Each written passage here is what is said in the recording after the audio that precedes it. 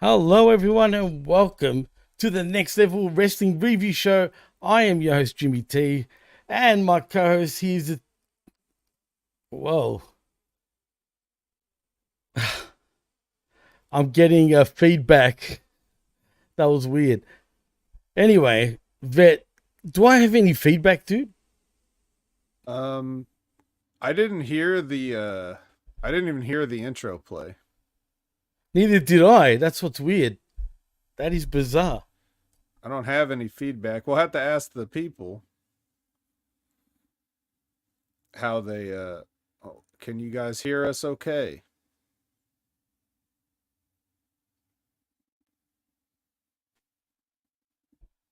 Jeez, that was kind of weird. Can you hear me, Vet? Yes, I can hear you. Oh, Jesus.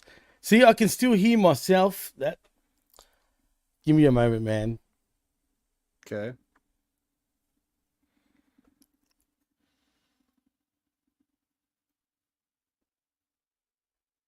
So we can both be heard, but There we go. the other I think audio not so much.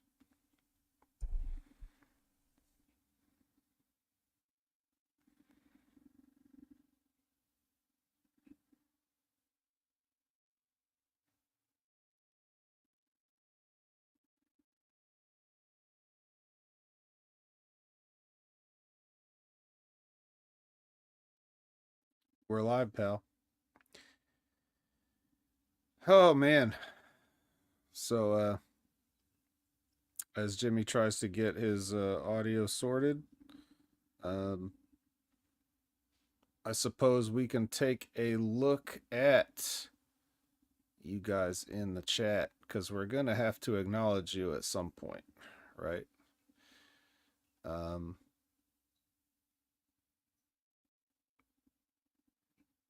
but this is what happens when you and when you have to call stuff on the fly. And here's Jimmy. Jesus Christ. Sorry, man. I mean, that makes me want to restart that all over again, man. I kid you not. I don't know what Uh, happened there, man. well, they've always been able to hear both of us, so I don't really see the point in restarting it. I was hearing an echo, like I was talking, and then I'm hearing myself talk again over and over and over again. So, and then you were on real delayed for whatever reason. So I don't know what the hell happened there, but I apologize to not only you, but to everyone listening and watching right here on the Next Level Review Show. And I had everything set, Vet, and I had everything set. It was going to be a great intro, but nope, everything had to stuff it up as per usual, right? Well, I mean, these things happen. These Jeez. things happen. It's okay. I was just about to get ready to acknowledge the people, Jimmy, while we were waiting, but we might as well go ahead and do that now. Um would you like to do the honors or shall I? Oh, it's up to you, man. It doesn't bother me. But Michael Vasquez is in the house, and if you want, you can do the honors next. Actually, Vet. Oh, I see. Yeah. All right. Um so this is what I see. I see Frank's pickle barrel ass, right? Obviously right there up on the screen. We see Media M5 in here. We see Chris Winland. We see Buckshot Kid. We see Lab Rat. We see Cold Blooded. We see a Dark Side Caster. We see Al Robinson. We see Dan Heffron, the handsome one, the dancing one. We see Retro Rocket Review.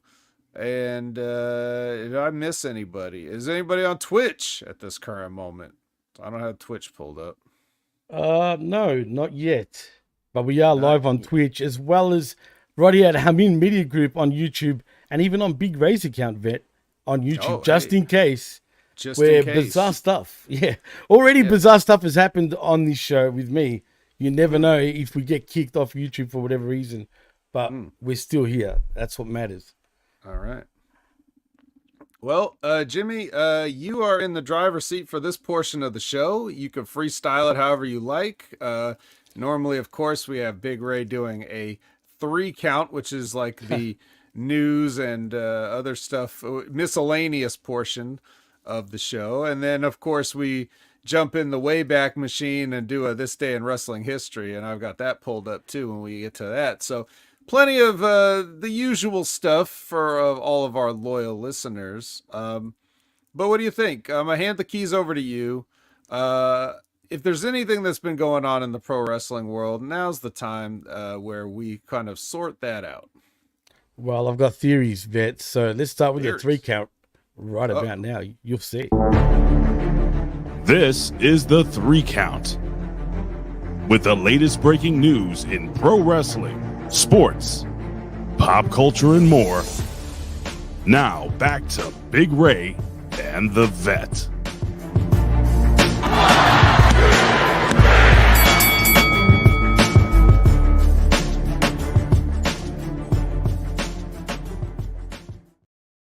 Well, that's a lie. It's Jimmy T in the Vet. First of all, let's get that straight out here. First of all, Vet, I've been doing some digging, shall we say. And Well, it looks like you have actual paper in your hands there. I do. As a matter of fact, I've written quite a bit of stuff here. Now, this whole Vince McMahon saga over the week, you know, it's got me thinking, dude. Now, I know, especially you and I, we've talked about this in nauseum, probably on the last 4 or 5 shows that we've done. We've spoken about it one way or the other. But I did some thinking, man, and I think I figured out how this shit is going. And as a matter of fact, now it's either Ari Emanuel screwed Vince McMahon or he's helping him. That's the one part I can't decide yet. But get this, dude. Now, we both know that, and everybody else, that Ari Emanuel holds 51% of the shares, correct? I suppose. I mean, I Which don't is have all true. these people's I don't have all these people's information pulled up right now, but I'll take your word for it. It's a 100% fact. You can look it up. That's exactly what he holds, 51%. And he had control over accounts now. So once he's got 51%, that makes him majority, which means he can do whatever he wants. He can see whatever he wants. And clearly he would have seen the papers, right? Once he bought WWE. Anyway, this NDA fell on Ari's desk. And he's determined basically to stop paying, knowing what was going to happen with the girl. So I think it was him that actually stopped paying the NDA, not Vince McMahon, because as we know, Ari Emanuel is the guy that runs the company. I mean, it is what it is. Now, so Ari in turn double-crossed Vince because the timeline kind of adds up. So basically, I'm saying Vince screwed Vince, if that's the case. Now, I've also got the opposite theory. But it's interesting because think about it, dude. You think they wouldn't have known going into it? He would have seen that. His daughter was working there already for the last 2-3 years. So are you telling me she wouldn't have heard some sort of rumblings before they took over? I mean, lots of people must have known. I mean, here's the thing too, though. The only thing about just this theory is this stuff was already going on before the sale. You have to remember that it was last year around this time that Vince McMahon did the hostile takeover to facilitate the merger, right? Correct. But it was 2022 where he said that he had the, well, time to retire tweet. Yeah. So he had already, I'm sure, was not paying or planned to not pay at that point, right? So with all these allegations, they still went ahead with the merger knowing that the allegations were out there, right? That's right. 100%. So, there's a lot of things that are kind of shady and weird about the merger, the timing of everything and whatever, but that part is like, I would have to have a ton of documents and stuff that I would have to go over and put in front of me. And it's none of my, like, it's nothing I'm interested in. It's above my pay grade. I've just laid out the simple facts that, if you look at like you said, the timelines of certain things, like where those line up, it becomes very suspicious, right? Like the timings of certain things. Most notably, like the Triple H heart attack. Right. So things really started kind of happening bad for Vince around that time, where we had allegations and stuff like after that. Facts. Could be just a coincidence, but it could be. But something tells me that this shit ain't a coincidence. Because the thing is, I'll continue on with some more reporting that I did. So you see, TKO's most recent quarterly filing with the SEC, basically, which is called the Securities Exchange Commission, had stated that Vince himself was a financial risk, operational risks to the company. That's what they said. That's out there if you go looking into it. After independent committee investigated, McMahon's alleged misconduct said he paid $20 million back in misappropriate funds. $20 million from the company. Yeah, that's a lot of money. Right. That was all like everyone who had, some sort of a NDA that had to get. Yeah. There's more that's going to come out, put it that way. But also, Vic Ham started with 35% of stock. Something about 15% then sold $700 million worth of his own stock, now leaving him with just 25% stock, or a stock that is, and 10% which negatively impacted stock, which is also negatively impacted stock. So, I mean, his excuse for this shit is apparently because of the sale of the company, which I say that's bullshit, man. His excuse for what? Not for spending all this and selling his stock. I mean, yeah, I don't see how one has to do with the other necessarily. So that brings me back essentially to when The Rock now has jumped in, which was the day before when everything came out, right? Vince was there. I feel like The Rock is kind of I know he's going to sound very conspiracy theory. So it's either Ari Emanuel knew and he's trying to somehow save Vince, right? Or he's double-crossed him, knowing what he was going to find in the paperwork once he bought WWE, and then putting a stop to that NDA. So everyone that thinks, including, the woman that's, taking Vince to court, thought that Vince was the one that put a stop to the NDA. But in fact, it was actually Ari Emanuel that put a stop to the NDA, not Vince. Look, I'm not a legal expert or whatever, but I don't understand why, if that's the case, he needs an outside person to pay him. Do you mean to tell me that Vince McMahon doesn't have the cash to pay? The NDA? Am I supposed to really believe that with everything that he supposedly has, he doesn't have the cash to pay $3 million? It's bizarre because at the end of the day, he didn't use his own cash. He used actually the company's cash, which is kind of weird. Well, yeah. So, like, what money does he have, and how could he not get $3 million? Beats me. Good question. It's a good question, man. I don't know, man, but something's fishy. That's 100%. Yeah, we'll see what happens there. I don't really want to sort of like you said, Speculate. we've all talked about it. If you want to hear us talk about it, go listen to the wreckage. Okay. The show that we did this past Sunday, channelattitude.com, $5. It's, you can hear us talk about that. If you want to hear a little bit more, if you want to hear me talk about it a little bit more, you can listen to the Impact Attack, because Brandon and I had to talk about it a little bit. He hadn't had a chance to speak on it, so I wanted to give him a chance to, say whatever he thought or whatever. And I don't really need to get too much into it. But what I will say is, for everybody that has their, whatever they think is going on and whatever you think or whatever you think you understand, it's a public lawsuit. It's 67 pages long. You can read the lawsuit and then you can make up your own mind. If you haven't read the lawsuit, don't get at me with any of your takes or whatever on any of this. I'm not hearing it. Yeah, once you read the 67 pages, then you can at me, you can DM me, you can tell me whatever you think. Other than that, I don't want to hear from anybody. But there's a lot of telling information in that, and I'm not even talking about the allegations themselves. I mean, just look at what they're seeking, right? There's no dollar figure on that.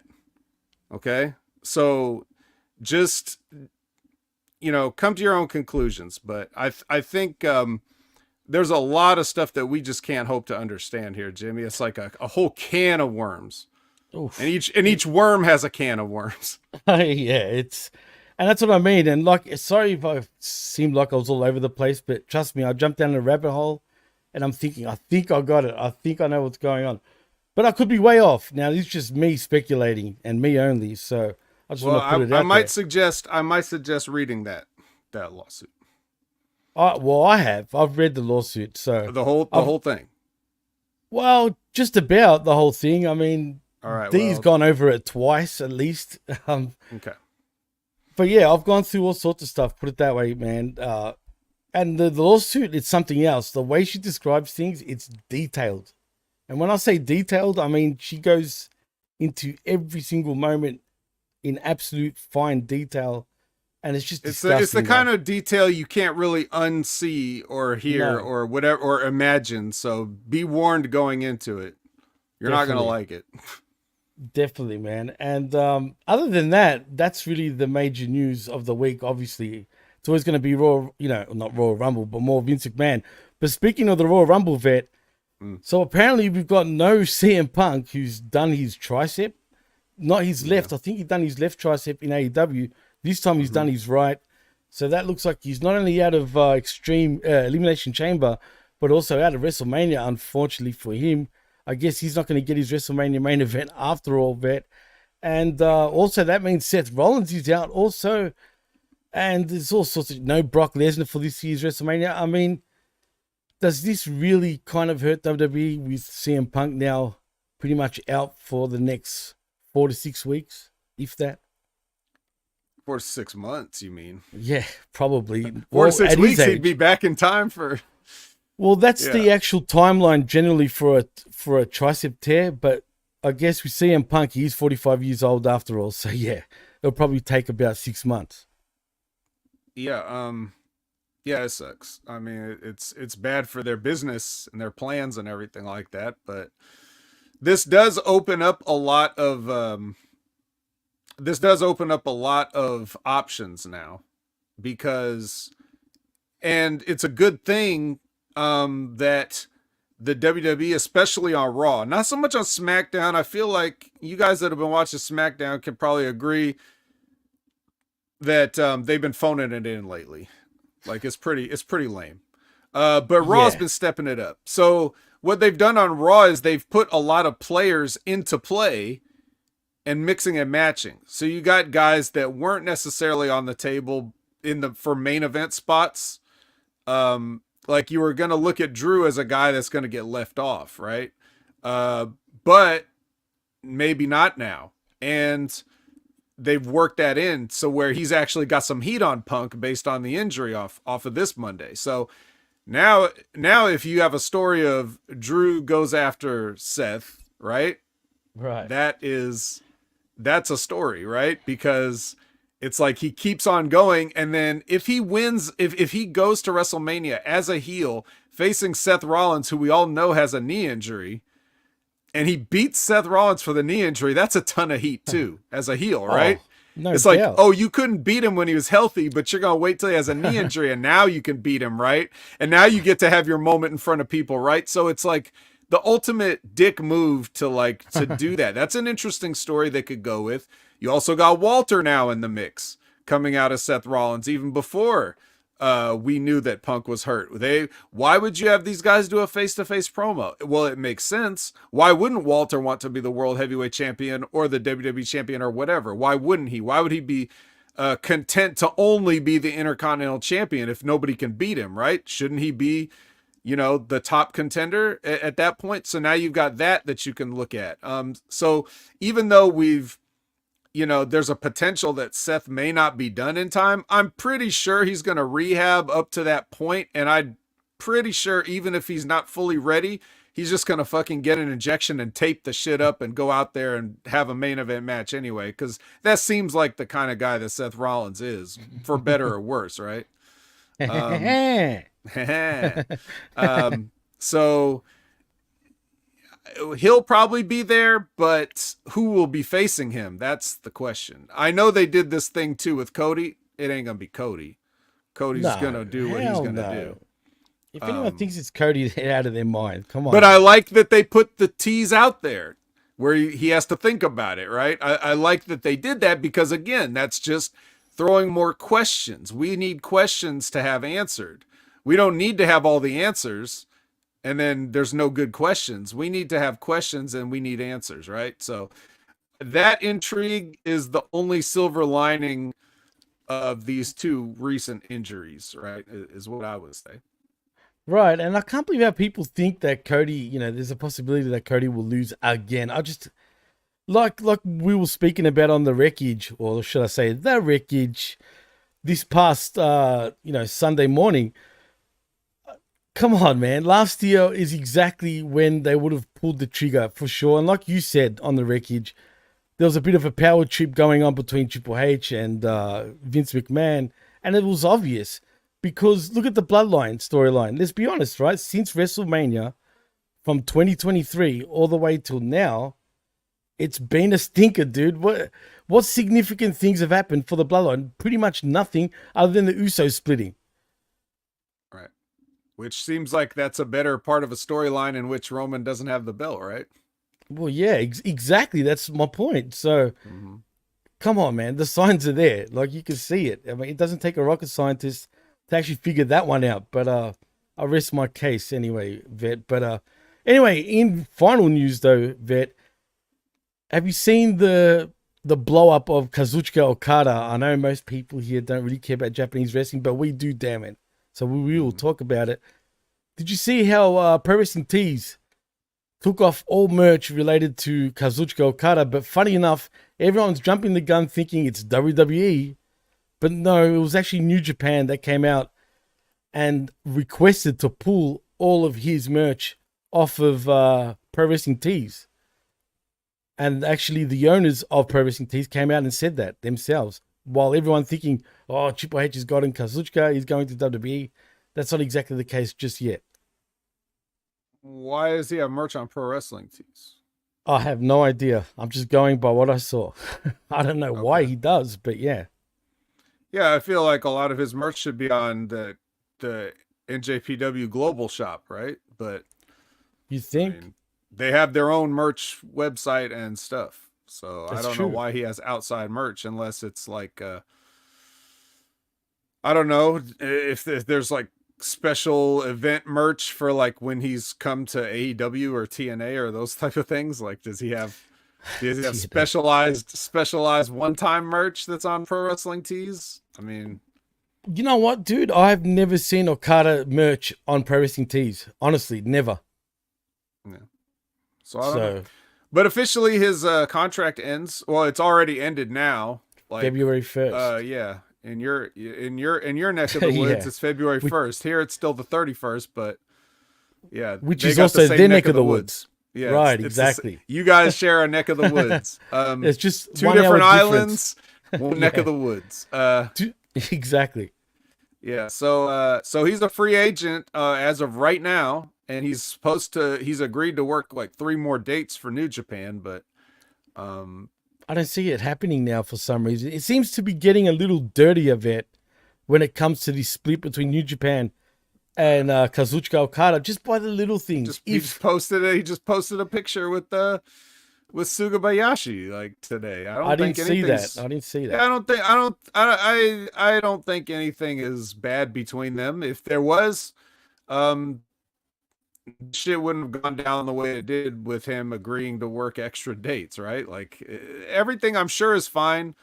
Other than the fact that he felt like he needed to get out of there, but I don't see any issues. So we'll see where he lands. But there's really no point in talking about much else. I mean, I don't even know about this pro wrestling tease thing. So Yeah, it was all over social media much earlier in the day. And it was just blew up. Everyone was posting Okada going to WWE, but people were jumping the gun because then the owners of posting tees, as I said, came out and said it was New Japan that told us to take it off, not WWE or Okada, just to clear things up. Now, I don't know if they're working us, just say, and it has something to do with WWE. I do think in my heart of hearts, though, Vet, that Okada will end up in WWE. I don't see why he would want to go to AEW or, to be honest, TNA. I mean, he does seem to enjoy himself, though, in TNA. And as far as AEW goes, I think you and I both know that if he was going to AEW, New Japan wouldn't have made a statement like they did when they first announced him, not re-signing. not necessarily. I mean, they do their business how New Japan's not going to do their business any different no matter where they think he is or isn't going. They have a way of they do business, and that's it. It's consistent across the board. So when he's giving his notice, they're going to put out their press releases and do whatever. It really doesn't have anything to do with anything else. In case you haven't noticed, it's not like they really care about what the rest of the world thinks, you know? True. Well, our very own Billy Ray Valentine is in the house. He says he has to go to WWE. It makes no sense to go anywhere else. I agree. I agree with BRV, man. I just don't see him going anywhere else. But in saying that, Jose Luis Rivera says Barry Bloom is Okada's agent. We all know about Barry Bloom. Bucks will tamper on making sure that Okada comes to them. Look, it's no secret that they're good friends with Okada. Right. But he's been there, done that. Why would he want to go to a place where, let's be honest, they're struggling with the fan base. It's not the place to showcase Kazuchika Okada's talent. You follow him, I'd rather go to TNA than AEW right now. Yeah, I don't know about that, but serious. nonetheless, I guess I really, he's kind of a mystery because I don't know what he really wants. I know what he says he wants, but see, all Japanese wrestlers like kind of stay in character all the time. Sure. Or they don't have a character. They just are shooting all the time. So like, I don't really know what to believe of what he says anyway. So, I mean, we'll just have to see. I think both companies would like to have him. I'm sure of that. And then I think that, AEW would be much easier for him, but if he wanted easy, I don't know why he would leave New Japan in that case. If he just wants to have it easy. So yeah, no, I think he's just bored, man. He's done everything he can in New Japan Pro Wrestling, and I think it is time for him to move to a different destination. But if he's really the Rainmaker and he wants to, prove that he is truly the best professional wrestler in the world, just go to WWE and make it happen, man. Like, you know what I mean? I don't think they're going to feed him, dog shit, put it that way. I think he will be well looked after if he did go to WWE. Yeah, at this point, he would. Not 2 years 100. ago. No, hell no. Jesus. You're like, Kazuchika. What the hell is a Kazuchika? Yeah, no, fuck that. Imagine he went 2 years ago. But anyway, that's the 3 count, man. I think that sums up everything. Unless there's anything else that I've missed, that is really the most important news of the week so far. Probably not. I think we got pretty much the news, but we could talk about some things that may have happened in the past. Let's, please. Yeah, we may take a trip down memory lane for the things that have happened on January 31st on this day of wrestling history. Beautiful. Let's go there. All right. Well, nothing happened for like 100 years in pro wrestling until 1998, right? That was the first time anything ever happened on January 31st. WCW presented a unique event called Boston Brawl, broadcast not on pay-per-view, but on pay-per-listen. The event took place at the Fleet Center in Boston, Massachusetts, and was main evented by Sting besting Hollywood Hogan in a steel cage match. So you could buy a pay-per-view from WCW that you could hear, like a radio play. You believe that? Now, No, I hands never up knew in that. the chat, guys. Put a hand emoji in the chat if you would buy an audio only wrestling pay per view. Cold Blooded says it's a great idea, so why not? Colin Wise song is in the house, and he says there was a who's who in WLR last night. Where were y'all? Hey It man, couldn't have been anybody important because I saw Colin in there, so obviously they were just letting anybody in. oh shit, we love you, Colin. Come on. Okay. Also in 1998 on this day, so that same day that WCW's trying to get over a pay-per-listen, ECW Hostile City Showdown 1998 took place. ECW Arena, no title matches. The main event was a four-way dance tag team match, which Rob Van Dam and Sabu defeated the Gangstanators, Tommy Dreamer and Sandman, and the Dudley Boys. Oh, that's not bad. That's a pretty nice main event, actually, Ben. Yeah, I guess so. Just get everybody on one match, right? Well, why not? Yep. What's that? What am I hearing? What are you playing in the background? Turn that shit You don't off. remember? You don't remember Jive Soul, bro, by the I do, Slickster? I do. But That's what it is. yeah, this isn't the PWC. We don't play music entirely. Well, actually, that's not true. Ray does. Yeah, that's why. All right. Well, you don't have to do it if you don't want to. All right.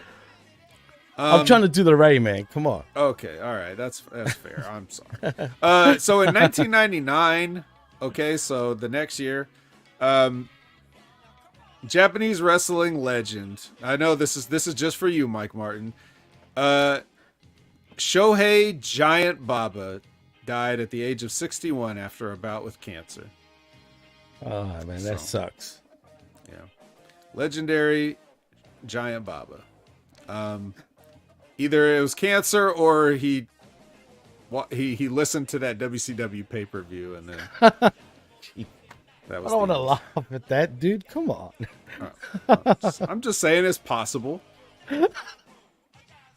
Fun fact, Giant Baba's last ever singles match, Rip Rogers was the Really? opponent. Wow, I didn't actually know that. Yeah. Well, there you go. You learn something new every day. Where did that happen? In Japan? Yeah. Oh, wow.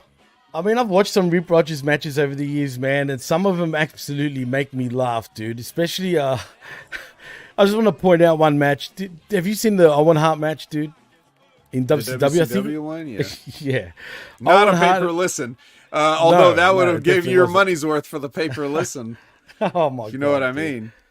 That match absolutely made me laugh. And just what Owen Hart was making the crowd chant. I was like, you're kidding. Right, exactly. And it was all kids, for crying out loud, man. What the hell? Yeah, it was a different time. All right, so on this day, 2000, okay, at the start of the show, a Monday Night Raw, Chris Benoit, Eddie Guerrero, Perry Saturn, and Dean Malenko appeared in the front row as guests of WWE General Manager Mick Foley. So that was the remember that. Radicals making their debut, and then they did a run-in during a match between the New Age Outlaws and Head Cheese, which I'm sure must have been I'm sure it was such a shame that they broke up that obvious tag team classic. Jesus. And we're talking about our very own Al Snow. Shout out to Al Snow. And also the Lethal Weapon, Steve Blackman. That was head cheese. That's right. What a bad sort of thing that was. I mean, the Attitude Era was kind of overrated with a lot of things. Let's be honest, dude. Well, yes. All right. I don't think it's too it's too much of a secret. Oh, jeez. All right. So then absolutely nothing happened for like 10 years. And then in 2010, we had the Royal Rumble from the Phillips Arena in Atlanta, Georgia.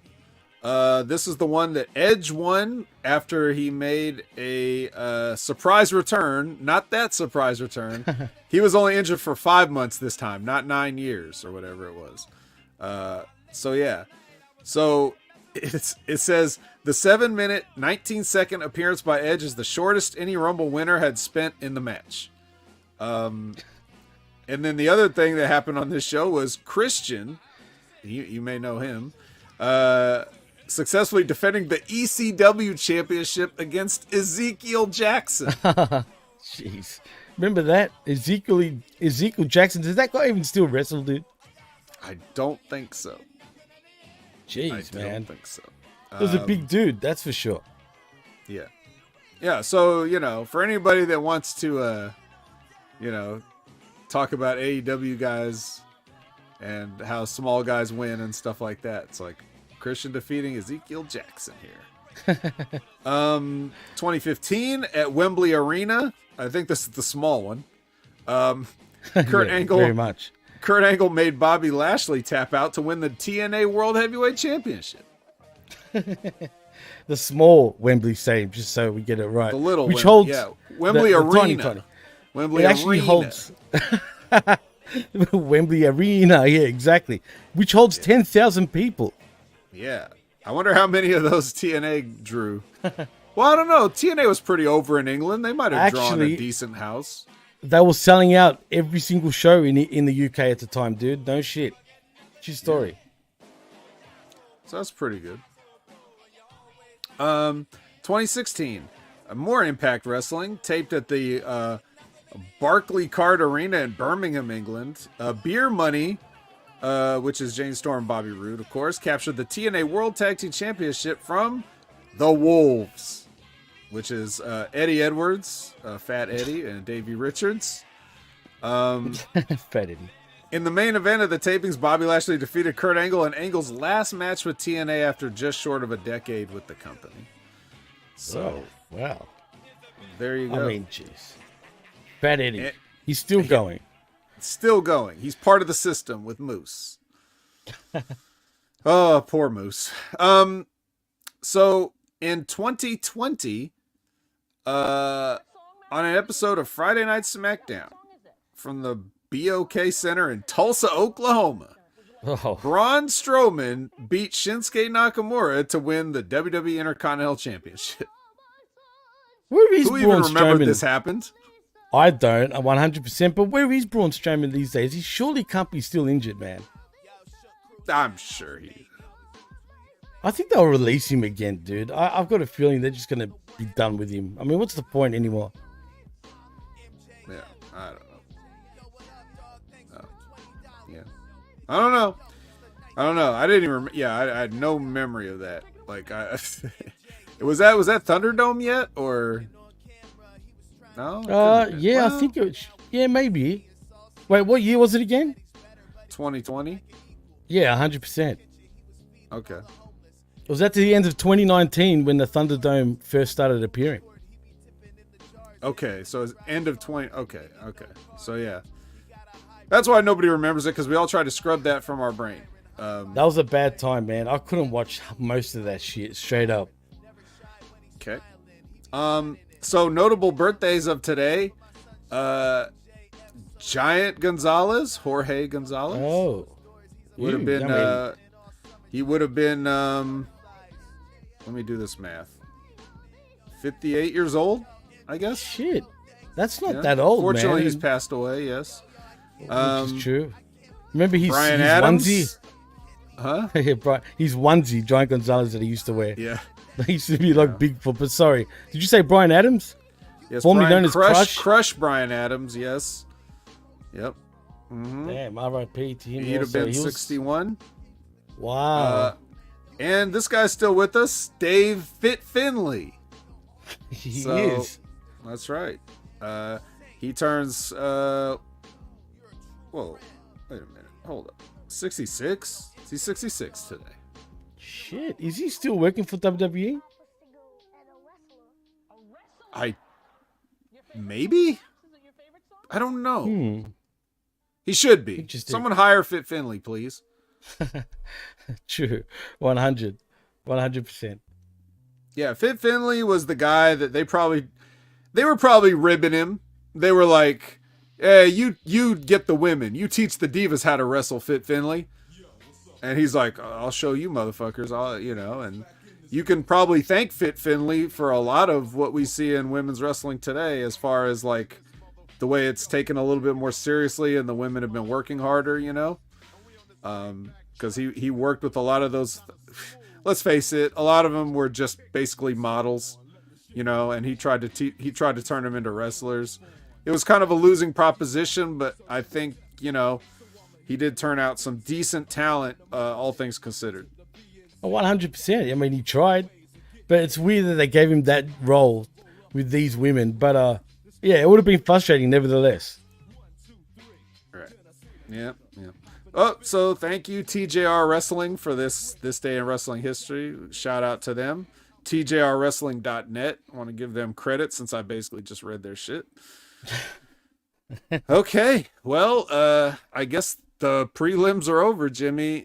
This is the fastest we've actually gotten to the NXT show in a while. Really? Normally there's a lot of chicanery and tomfoolery and shenanigans and filibustering and, other things. But without Big Ray, we just get right to the point a lot of the time. So, well, I'll be honest, Vet, man. I've been trying to cut down on the, the chicanery and the fuckery. So I'm trying to keep it real, man. I'm trying to keep it real. I'm trying to keep it pro. So there's no point of being reality-based podcasting. Touche, Vet. Touche. Yeah, I like it. Oh, man. So I'm trying, bro. I'm trying. Okay. Well, I mean, we can get right into it. Let's get into it, man. Because I've got a bit to say, actually. This NXT is kind of interesting, to say the least. So you don't have Dragunov's theme song all queued up, right? Because we don't. I don't need but it. I can. No, that's okay. We don't really need it. It's just one of those things that Ray likes to do. We don't have to do it. Trust me, I can do it. But anyway, I don't want it. On. All right, fine. Nobody gives a shit about Dragunov's theme song. You can all at home put on Dragunov's theme song if you really want to listen to it, right? So you're a character, man. All right, so we're gonna recap this thing, okay? And we're gonna start our recap with a recap. They're gonna tell you everything that happened last week. This is for you, Jimmy. This recap is for you because you don't watch NXT every single week, so you need to be told what's going on. And did you think that this recap did an adequate job of setting you up for understanding this show? Yes, because I have kind of been watching NXT on and off. So, yeah, I get the gist on what's going on, man. Okay. All right. I did forget to answer this question. Aaron Ben Shlomo had a question earlier. I'm sorry. I got caught up. He says, Vet, with Grace appearing at the Rumble, in your opinion, does that mean that TNA and WWE might have a partnership in the future? No. I mean, you don't need a partnership like an official business partnership, but you can have a handshake deal. You can have just things like that are a good start. Just for things like talent exchanges or whatever. But I mean, look, don't forget, Endeavor, it's their app that's running TNA Plus. True. So that's actually a fact. Right. So there's already something there. Whatever that deal was, whoever put that deal together to get the TNA Plus on their platform that Endeavor owns, whether that's somebody from Anthem or whoever it is, they're looking at trying to level up a little bit. And I think it certainly doesn't hurt WWE to have like a Jordan Grace in the Royal Rumble. It certainly helps TNA to get some visibility. There's probably a bunch of fans that didn't even know TNA was coming back because they only watch WWE and they don't get on the internet and read every single little article or whatever. So they said, TNA champion. I remember TNA kind of, and they might be interested to check it out. So, well, it's a win-win for sure, but apparently WWE is impressed with Jordan Grace. So we'll see what happens there. But yeah, when you read that, Jimmy, were you also like, what do they expect? Did they expect her to come in and shit the bed or something? I have no idea. Well, I thought she was going to trip all over herself, but she's pretty good. Well, I can see her fitting the WWE mold. I mean, I'm not the the biggest Jordan Grace fan. She's not my thing really, but she looks like she fit in. That's for sure, man. She's just probably a little on the smaller side. But other than that, she definitely looks like she fits. But as far as the partnership She's the juggernaut, Jimmy. well, yeah, of course. But as far as the partnership goes, I mean, they did this last year with Mickie James. It led to nowhere. Everybody was jumping up and down then, thinking TNA and WWE, but it was nothing then. I don't think it's going to be much now, in my opinion, but maybe I'm wrong. Yeah. Well, I mean, they didn't do anything between the one with Mickie James and this one here 2 years later. It's like nothing happened in those 2 years. But then again, as we discussed, that's a tumultuous 2 years, right? Like there's a lot of stuff going on, apparently. Absolutely. A lot of NDAs to sign. Well, plus they had to do Mickie James right, Vet. Remember the garbage bag incident? I mean, did they? Not really. They obviously didn't have to do her right the first 2 or 3 times they had her under contract. Why would they need to do it now? But they did. Idiots. So, yeah. Well, they played hardcore country, right? So she's happy with They that. did, which is awesome. Yeah, absolutely. All right. Well, speaking of I mean, I guess this is the opposite of awesome. We got this episode of NXT, so we're already caught up. We caught Jimmy up on everything that's going on with the storylines and everything. So now we're gonna kick off with the Dusty Classic Semifinals. Right?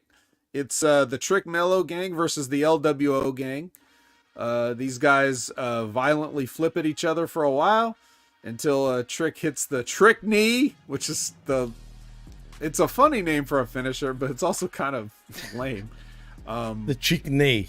The Trick Knee, yeah. Yeah, it's pretty that stupid. Seth Rollins's? That should be Seth Rollins's. Yeah, that's his gimmick. I don't know if you... yeah, so that happens. Before we get to anything else, did you have any thoughts on the match itself? You got any evaluation of these talents?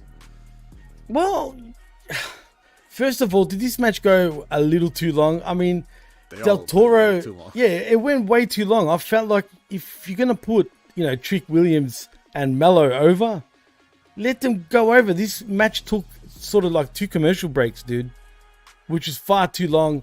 And as far as Del Toro and, the LWO and what's his name, DJ IZ from formerly of TNA or Joaquin Wild, whatever you want to call him.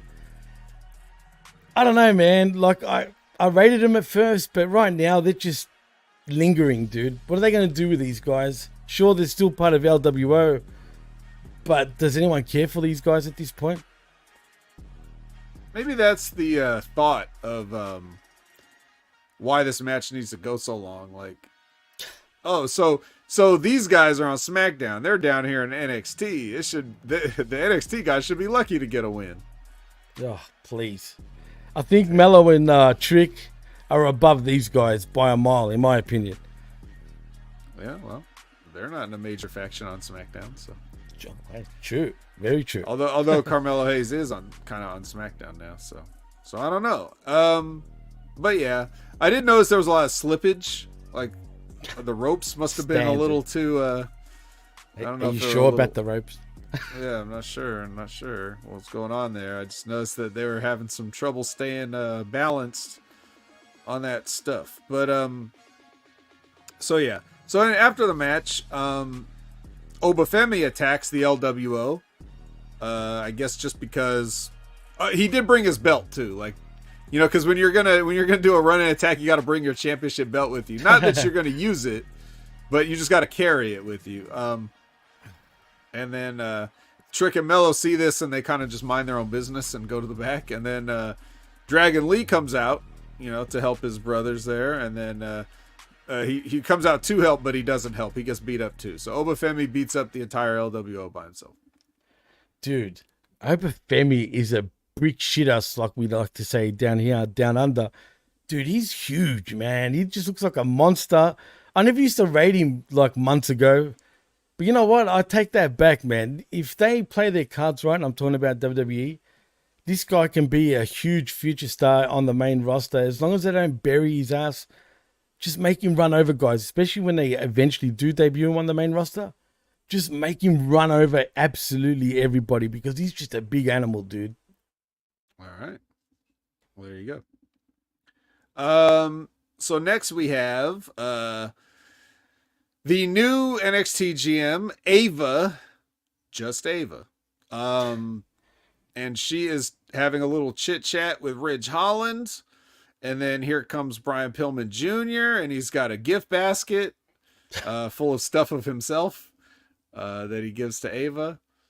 And then this basically just ends up with Ava making a match right there on the spot. Ridge Holland versus Lexus King, I guess we'll say. Dude, is it just me or does Lexus King wear makeup or too much of it? Or am I seeing things? Because personally, it looks like he's definitely got self-tanner on. That's one thing he has. Yeah, but it's obnoxious, bro. I don't know if he's doing it on purpose, just, to heal it up a little bit or whatnot. But you know what, dude? I think he's starting to get somewhere in NXT. And you know what? He has improved slightly so far. Slightly. Just very Can you minimal. mascara a beard? I don't know. It looks like he did. How shocking is that beard, dude? Like, seriously. It's very, very... Ugh. I know. Yeah, very. You know what? It's a very beard. All right. So Paxum Tately, she kind of takes her role as a stalker very seriously, but she might misunderstand it a little bit. Lyra never told her to put Roxanne through a table or anything like that. But I guess she didn't get that memo, right? She's just doing what she thinks is best. Dude, I was a little confused here. I won't lie. This is the part where I was like, okay, what's going on here? Okay. What am I missing? So why is she stalking Valkyria? Oh, she loves her. Why? What's the obsession? Why wouldn't you? Look at her. Come on. We should all be stalking her. Jeez. Some of us are just too busy, right? So very busy. Yeah. I don't know. It's just the angle they're doing. They're doing the single white female gimmick. Like I'm gonna follow you around. I'm gonna stalk you. I'm gonna dress like you. I'm gonna act like you. There was a funny tag team match they had where they stopped short of saying that she took Lyra's extra gear because they were dressed exactly the same, their hair done the same. So I mean, they're trying to do something with it, but where have I seen this before, Vet? Oh, you saw it with what'd you say earlier? Hardcore Country? Yeah, Mickie James and Trish Stratus, damn it. Yep. God, I don't know, man. Like I said, they've done this shit to death already in WWE more than on probably 10 occasions at this point. Hey, look, man, that shit you're talking about with Trish Stratus and Mickie James, that was like 20 years ago, man. Whole kids have been born and grown up to become adults since that happened. Don't act like it happens every week. Oh, yeah, true. Time truly flies, man. It felt like yesterday. I'm not going to lie. Yeah. Weird. Yeah, when was that? It was like 06? 06. 18 years. 06. Wow. No shit. That WrestleMania match between Mickie James and Trish Stratus was 18 years ago. Feel old yet? Shit. That's savage, dude. I don't like it one bit. Time flies, man. I'm not going to lie. All right. Well, anyway, so now Paxum thinks she's going to just take Roxanne out in their singles match. So she'll get the job done there. So Roxanne makes her entrance. Lyra Valkyria is on commentary. They had the match. And somehow Roxanne played the heel in this match a little bit. The role at least. And then goes over pretty strong. I don't think it surprisingly. I don't think it needed to have a picture-in-picture on it, but she still basically took 90% of the match and went over. And then, they get the kind of the face-off with Lyra afterwards. Well, lucky for me, I didn't get the picture-in-picture stuff, right? So I don't know why. Yeah. So they've been, what they've been doing is, so Lyra's move is the classic, I'm going to hold the belt up thing. Are you a fan of the belt hold? Like when you just don't have anything to say to your future opponent, so you just hold the belt up at them? It's a classic pro wrestling sort of, pose, Vet. So I'm not mad at it. I mean, it's standard, dude. They do this. I mean, it's just a standard thing in pro wrestling, right? If there was a pro wrestling 101 book, The good old, hands in the air with the belt is a standard thing in the book, dude. When in doubt, hold belt. Yeah. Right. When in doubt, hold belt. Indeed. Okay, then we get Ariana Grace and Ren Sinclair and Fallon Henley in the NXT kitchen here. Is it just me, Vet, or is there one too many of these segments going on this show? There's more than one too many.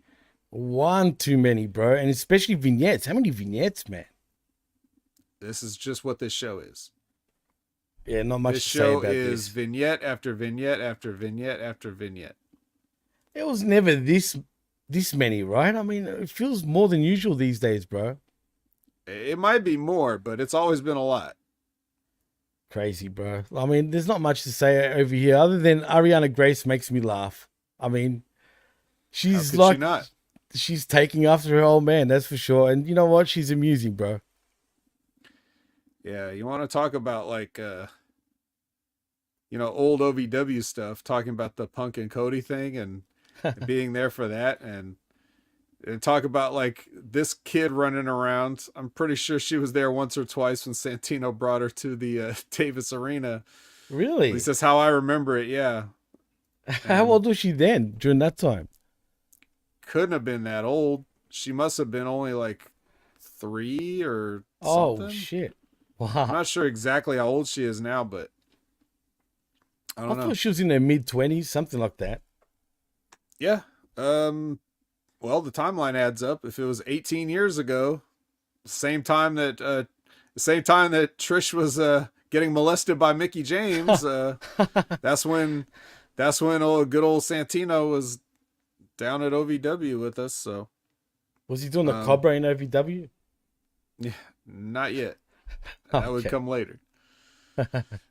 All right. So, all right, let's see. Elektra and Lola walk separately. And then when we come back, we get their match. So it's Elektra Lopez, who did she show up on SmackDown? She sure did, and I'm kind of shitty about this match. I'm not going to lie. Okay.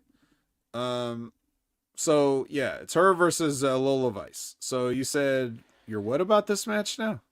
Well, first of all, aren't these fine ladies both heels? Yes. And also, why did Lola Vice go over as quick as she did over Elektra? I mean, come on. I mean, I mean- this is Lola Vice we're talking about here. Lola Vice. Hey, Lola Vice is awesome. I love Lola Vice, but come on, man. If you're gonna, and I know it probably doesn't really affect her because no one probably even watches NXT that watch SmackDown. But then again, the fans did pop for Elektra Lopez. Let's be honest, right? And Legado del Fantasma actually appearing. So maybe the fans do watch. And if they do, wouldn't this take away a little bit of heat from Elektra Lopez? Just a tiny bit. Maybe a little bit. That's one of the problems when you have your quote unquote developmental system on national TV. Yeah, I guess you're right. But I don't know, man. I just didn't like the way this match went so fast. It made Elektra Lopez look weak, but it made Lola Vice, look as strong as ever as she has been for, how many weeks now, which is fine. I just felt that this match was unnecessary, in my opinion. Just like Book said, this match shouldn't be happening. And I agree. Yeah. Well, yeah, it's Lola Vice over with the Lola kick, and that's gonna do it. And afterwards, she kind of, and this is what I wrote down in my notes. I wrote down, and again, not knowing what was coming up next, but I wrote down, Lola kind of accidentally posed for a calendar here. Like after she got off of Elektra from the pin, she's just like in this weird like cat pose, like somebody would be like on a beach taking pictures of her or whatever, and just like I'm not complaining or anything, but I was like, oh, that's a little weird. But yeah, well, little did I know. Little did you know, because next we get next we get Joe Gacy visiting Donovan Dijak in the interrogation. Excuse me, just Dijak, only Dijak. He's got his own interrogation room. I guess this is like his office. I guess is this in the PC? Does he have like his own interrogation room with a two-way mirror in the PC? Like, is that who do you have to talk to get that built? I'm sure a lot of wrestlers don't have their own rooms there. Dude, I don't know where the hell they were, but this has got to be the cheesiest, greatest segment I've seen in a long time. And I truly mean that. The cheesiest and greatest. I mean, Okay. I can't stand Dijak, right? Donovan Dijak, whatever you want to call him. But Jesus, he, as dopey and dumb as he sounded, he kind of made me laugh in this segment, dude. The overacting was just ridiculous. I mean, this felt like a C-grade movie preview if I ever saw one. I mean, look, it made me laugh. It was stupid. It was overacted. What else can I say other than that, dude? And Gacy, I can't stand the guy. I can't stand either one of them. But Gacy just brought nothing to this segment, in my opinion. This was all Dijak. No money here? No Not money, $1? man. No mullah. Not one. Okay. All right. Well, this is the moment if I remember correctly, I went to the kitchen to get some breakfast before work while this was on. Oh, So boy. I could hear it from the kitchen, but like, yeah. Anyway, they started brawling, and then like by the time I came back, they were still brawling, but like the camera, even though I don't understand, is this supposed to be like, here's the thing that NXT does not define for you. They do not tell you if these things are pre-taped or if they're live. At first, this looks like a pre-tape, but then, like, okay, well, obviously it's a pre-tape. I know it's really a pre-tape, right? But I'm talking about like in a kayfabe sense. Is this something that was recorded earlier in the day or at a different time? Because later on, like the fight that starts here is going to continue. But here they have a camera shooting it. And then as the fight is going on, the camera's like, enough of that. Let's cut to. And then we get Ridge Holland versus Brian Pillman Jr. So they're not interested in the fight anymore. We're just done with that. They're still fighting, but we're done shooting it. It's over. We're going to the match now, right? So I guess it's not. I guess this is a live pre-tape. This is really happening in real time. Well, funny enough, they cut to the outside. All I see is Dijak, what was he, choke slamming him on a car or some shit? And then it just cut magically. That was it. Like you Well, said, they do this a lot. They're just like, they'll have some guys in a brawl, and I guess a brawl in a wrestling company is so boring that they just cut to the next thing. Like, another brawl, boring. Anyway, let's go to Trick and Mello in the locker room. You know, like there's no sort of urgency or like no gravity to any of these situations. It's like, oh God, there they go brawling again. You know, like I mean, do you blame him? I mean, it's Gacy and Dijak. I mean, come on. well, I just wouldn't have done it since nobody Well, cares. yeah, that's true. Yeah, I mean, that's a just good don't point do it. also. Do you think they knew they did that to him? I bet you they didn't. Probably not. Yeah, that's what I think too. I don't think they even know. And I don't bet that these guys probably watch the show back, because I wouldn't want to watch this shit, especially if I had to act it out once. I'm not going to go back and watch it. Honestly, dude, how does Dijak still even have a job? Let's be honest. I mean, Somebody likes him.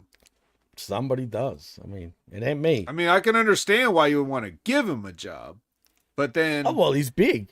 yeah, after a while, you know, even when he was in Ring of Honor, I was looking at him, I was like, he's just missing something. He's good for Ring of Honor, but Is he? he was well, yeah, at that time, yeah, it was just, you know, but there's that missing ingredient. So Yeah, I'll tell you what it is, Ved. It's that missing brain cell. He comes across like he's, you know, let's be real. Does he not? all right. I mean, come on. Okay. Well, there you go. All right, so we get our match. It's Ridge versus Pillman. You know, they have a match. Gallus gets involved.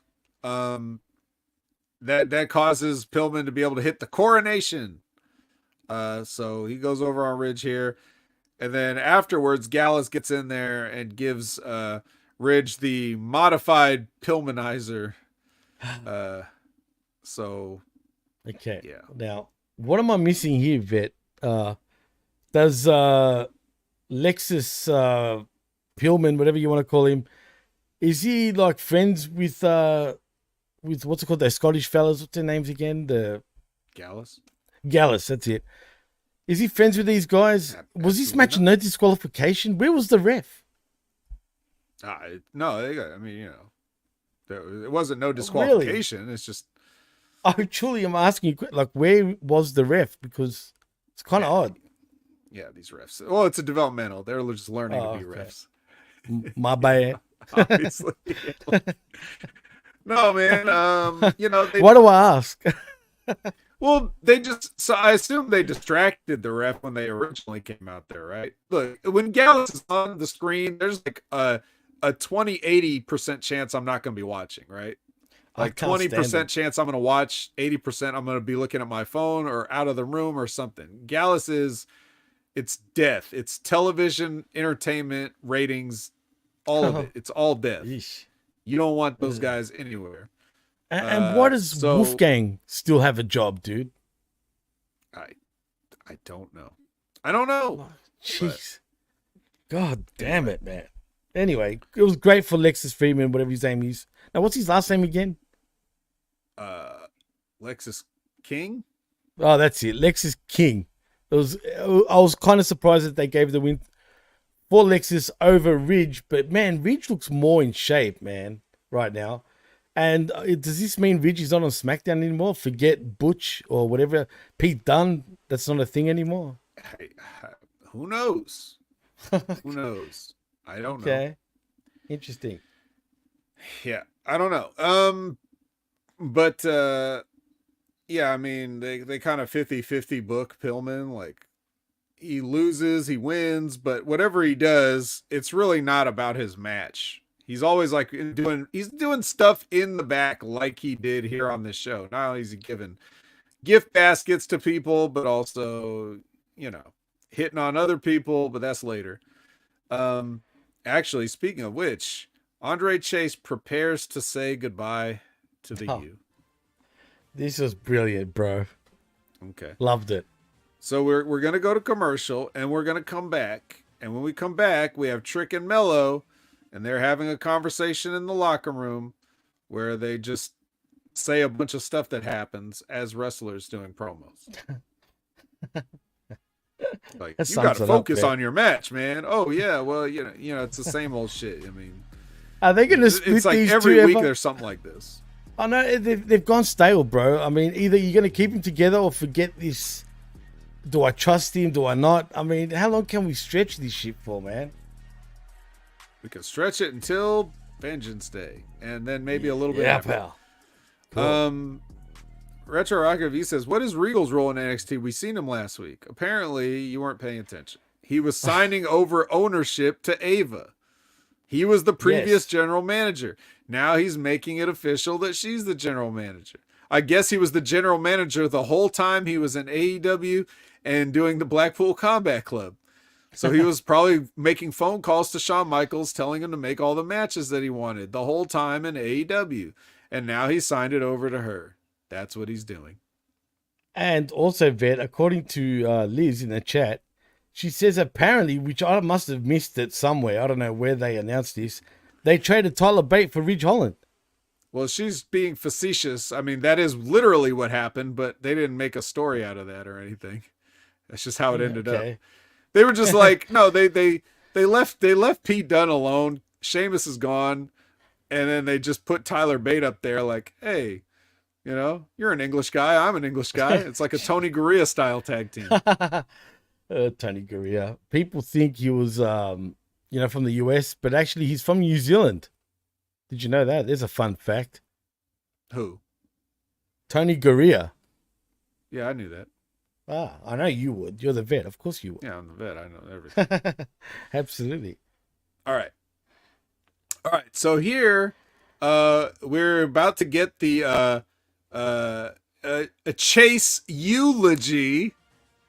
Oh, Perfect. Come on. Well, where's the rim shot, Jimmy? Come on. That was I don't have it perfect. here, man. Oh, come on. Oh, I know. It's on the perfect. PWC one.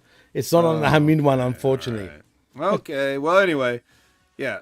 And then they do they play a tribute video that Duke Hudson threatened. I mean, he had the Chase U students make. The music that was playing during the video at the first part was "Tell Me a Lie," which if I'm not mistaken, was that not the song they played when Shawn Michaels had to like lose his smile or something? I don't remember, but it'd be funny if they did. Somebody in the chat, you got to tell me, was that whatever it was that they made a video tribute to Shawn Michaels for some reason? What right? was the song? And Tell Me They that Lie. Song. It's just some generic song that sounds like, sounds like a Bette Midler song. Sounds like Wind Beneath My Wings, but yeah. Jesus. I know what you're talking about. I do remember what you're talking about. Maybe you're right. But Well, Zane Vicious says yes. oh, Colt yeah, Blooded you're right. says It was. 100% was that. 100% it was that. It 100%. Was for the lost his smile thing, or was it? Yeah. I couldn't remember. I know it was something with Shawn Michaels. That's all I remember. It was because he lost his smile, and it was called "Tell Me a Lie." Absolutely, 100%. Spot on, bet. I wonder if whatever woman sang that song had to sign any NDAs. I'll play it, vet. Don't tempt me. Don't do it. Don't you do it. Come on, man. All right, so it turns out that JC and Thea had that plan. Like, you wouldn't know this, Jimmy, but they had a plan. They just didn't tell us what it was. And I guess Andre Chase never watches the show either, because if he did, he would have seen them. Like, he would have seen JC like setting up a plan and talking to some ladies and stuff and all this other stuff. And we all were left to speculate what the hell was she doing with all these ladies. And now she's here to reveal that it's the Chase University 2024 calendar. And this is going to save Chase U monetarily. And he's stoked, dude. He's happy. I mean, come on. It's the calendar, bro, with all just women. Why not? I mean, it's going to save him. I mean, how good was it that he looked so disheveled, bro? He played his part so well. Even Duke Hudson, for crying out loud. Even though I can't stand him, he's got this bourgeois way of Australian accent, way of talking, in a sense, if you know what I mean. Yeah, what kind of an Australian is Duke Hudson, Jimmy? He's definitely not the type where I come from, that's for sure. I think he's from Sydney, though, or Western Australia. I could be wrong.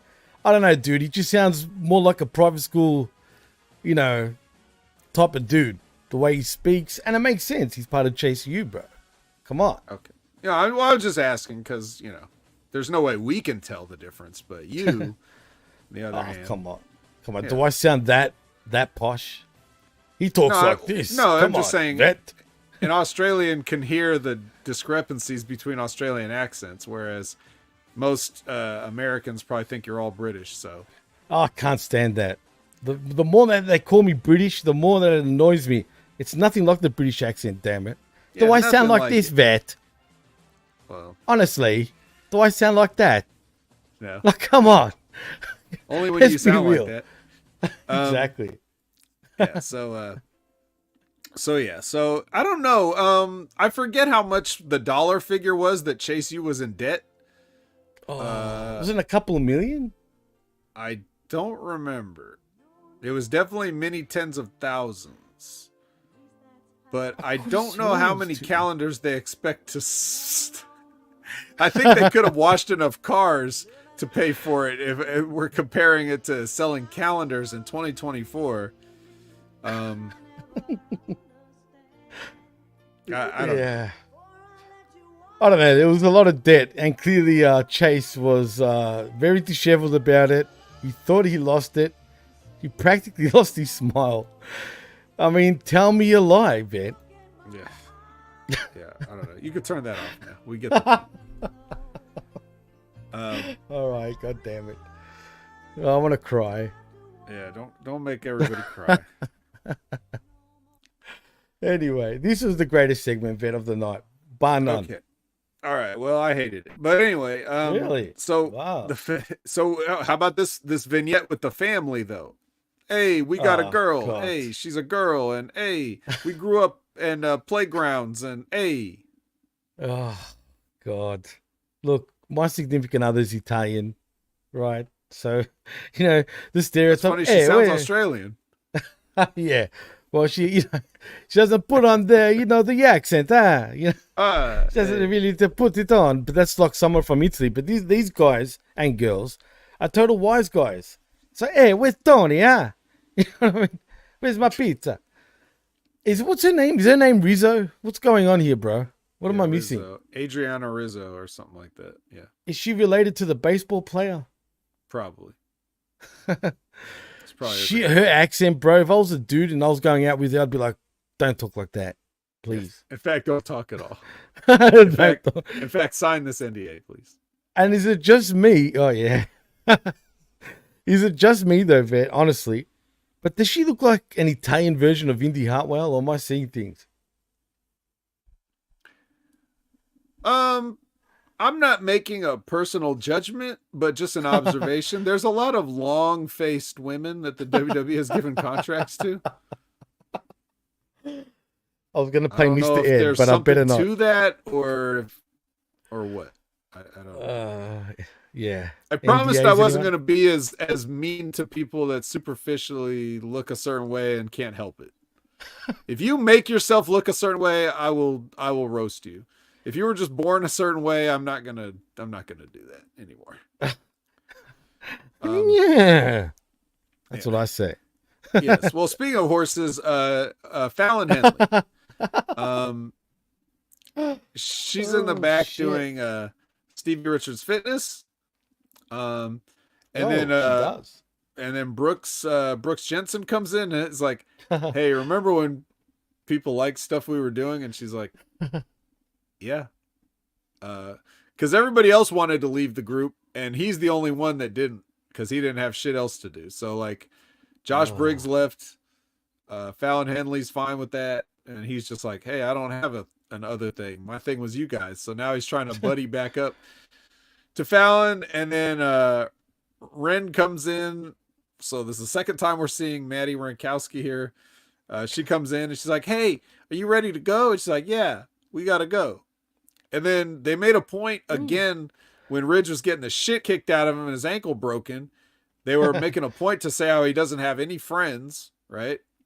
That's his gimmick, is that he has no friends. You should have seen it like the other week, Jimmy, where they were beating the shit out of him. And you know how like whenever somebody's getting the shit beat out of them, everybody expects someone to run out and save them, right? Yeah.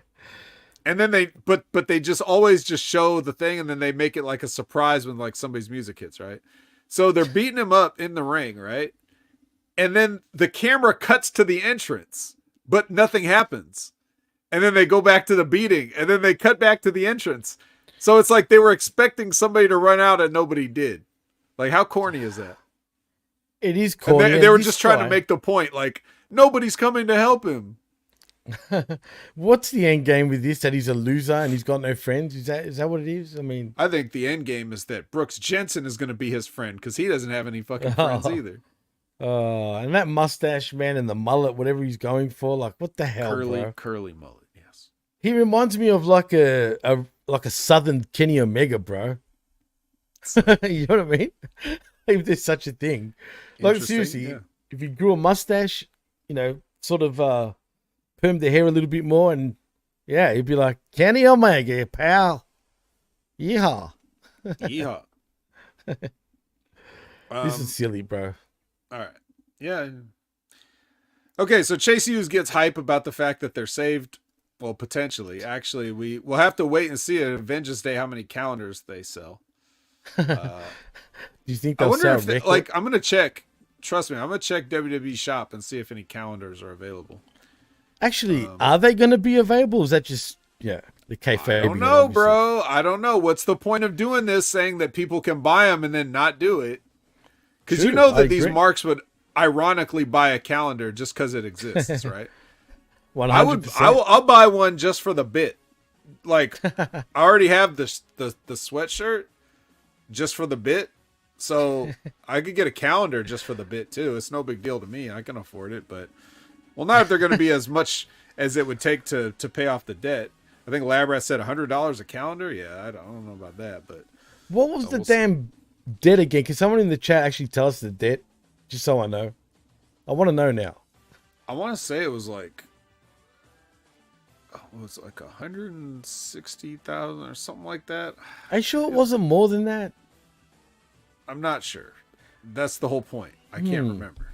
Because I try to push this stuff out of my mind as soon as it's over and I'm done talking about it. But in any case, Pillman is one of the first people that's going to want a signed calendar. Okay? Wow. This is him trying to hit on Thea again. And then Riley Osborne steps in and he's like, hey, get out of here, Brian Pillman Jr. And then this is all interrupted because Dijak and Gacy are still fighting. And they come in and ruin everybody's I don't know what they're doing. It's ruined though. This more brawling. But again, they cut away.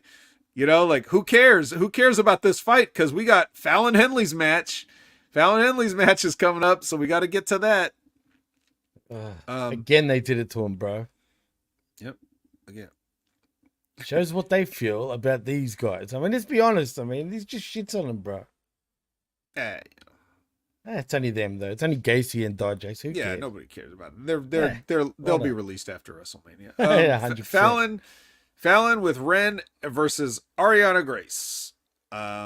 So they have their match. What do you think of this match? I mean, the match is basically, look, let's watch Ariana Grace be funny, right? Like, isn't that the whole point of the match?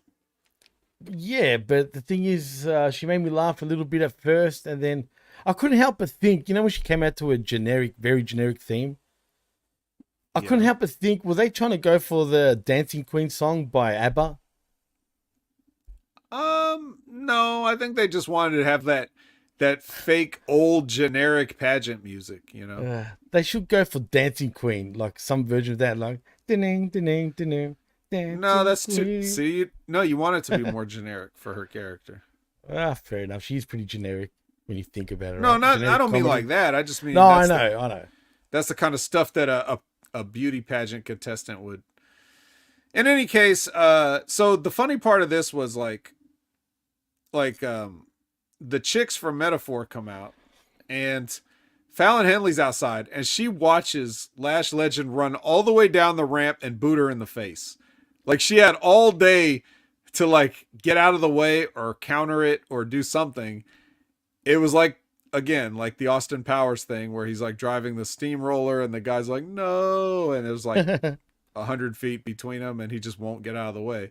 So she watches her run all the way down and just takes a boot in the face.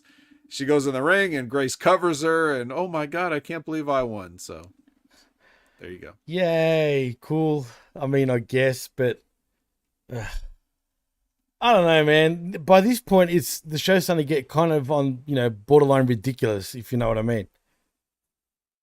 Yep. It's borderline. Well, I think they crossed the border at the, well, actually years ago. Cross the line, you mean? Cross the line, get it? Yeah, cross the line. Every Monday at 6:30 p.m. Pacific, 9:30 p.m. Eastern. Impact Attack. Perfect. Nicely played. Oh, shit. That's right. Adrian, where you been? I've been in Chase U. I've been in Chase U since day one. This is the first run sweater. Was it really? Yeah, the minute you could get one of these, I got this. Just like the Hook one. You were the first to get the Hook shirt. Yeah, man. I'll give you that. Hook too. Facts. And that's the only two things I have.